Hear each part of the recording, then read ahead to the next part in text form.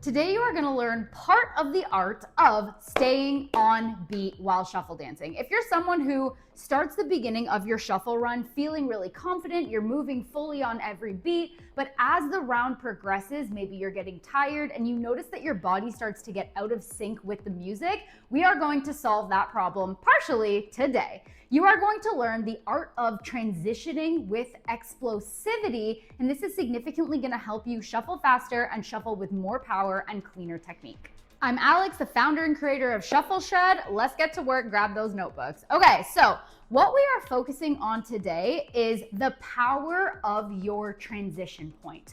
When you see this position right here in shuffle dance, this is considered your perch, but it's also known as universal transition point. This is the connecting piece between many, not all, many of our foundations in shuffle dance. And what I notice a lot, especially recently, is that people will put all of their power and energy and emphasis into the emphasis point of a move, so the position where both feet are on the floor, for example, in our running man, but they'll lack that energy in the transition point. So when they go to drive up, when you start driving this leg into your perch position, it's almost like the energy gets left behind, it's kind of lax, and this is a major issue when you're trying to stay powerful and when you're trying to stay on beat. When you are tired as a shuffle dancer, it's really, really important to focus on driving those knees up. Doesn't mean you have to be all the way up here in your perch, but we just want to drive them wherever you're going to drive it with intention and with power. So to put this simply, when you are listening to music and we're trying to dance on beat, this also matches our counts in dance.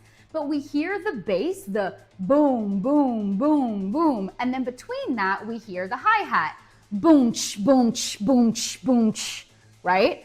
That matches with our counts because usually we are dropping down into our emphasis point on the boom, on the whole count, that would be count one. And we're pulling up into our perch, which is our transition point on the half count, which is the and, represented by the hi-hat, right? Boom, boom, boom, 1 and 2 and 3, and so on and so forth. So what you can see there is that there's actually, I'm gonna get nerdy for a second, there's an equal distance, an equal amount of time between the bass, the boom, and the hi-hat, and then going back to the bass, right? If we were literally looking at it, I know I don't have a diagram here, maybe I'll edit it in after. We have boom, boom, boom, boom, and they're all equally spaced out. Why does this matter? When you are starting to lose energy in your flow, you're trying so hard to drop down on the boom. You really want to hit that timing, but then you're forgetting to drive that leg up, as I said before, on your hi-hat, because you still have to move in the same amount of time that you did when you dropped down. You picking up what I'm putting down here? So it's really important. We'll use a running man as a starting point. What I see a lot of people do is they'll like do this with intention, and then they're kind of like, boom, boom, boom, right? They're really relying on their power coming from this open position, when in reality, this perch position is what's driving a lot of the power. So what you want to see here in your running man, again, even if you're keeping the legs lower to the ground, even if you're moving fast, that's totally cool. You really want to activate that core, activate your glute, and think of the front of your leg driving forward and up, okay? Doing this with intention. You want to try to get there even a millisecond before the hi-hat sounds, so you can lock into place when that hi-hat happens, okay? So spend a little bit of time. You can do this in your own practice. Really pop, pop, pop, drilling up with intention. This next example is kind of the same but different, but I think it's really important. This is what actually inspired this video. I was helping a student through this. We're gonna do our T-step. The same rules apply. I do this too, hence why I'm grouping us all together, okay? It's very important that we keep track of this even as we become more advanced as a shuffler.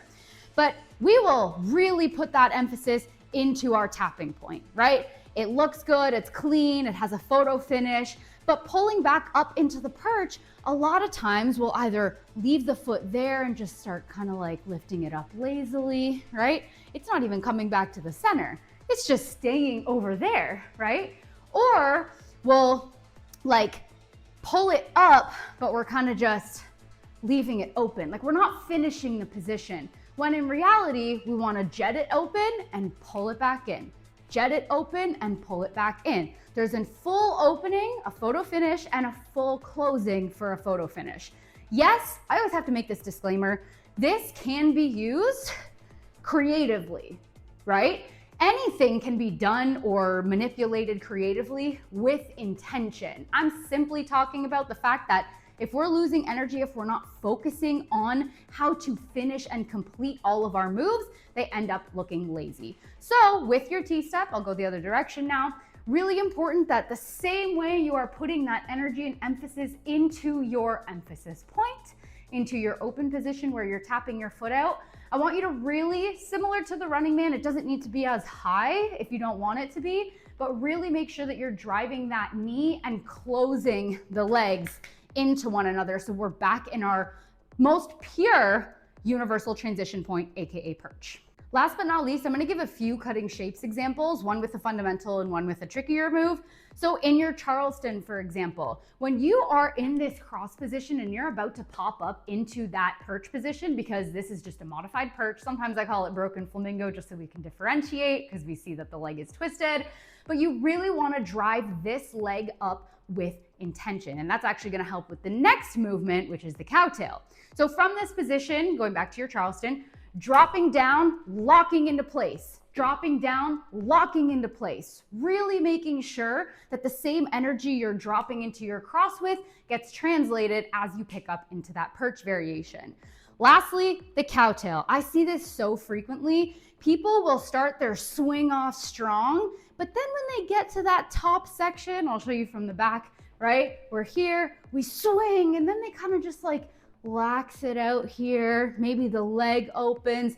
We want to continue that movement. In your cowtail, you are passing through your perch position right here. So we really want to make sure that the same energy you're swinging in with is boom, finishing out. That way this is a clean transition so you can move into, anything else that you want from there.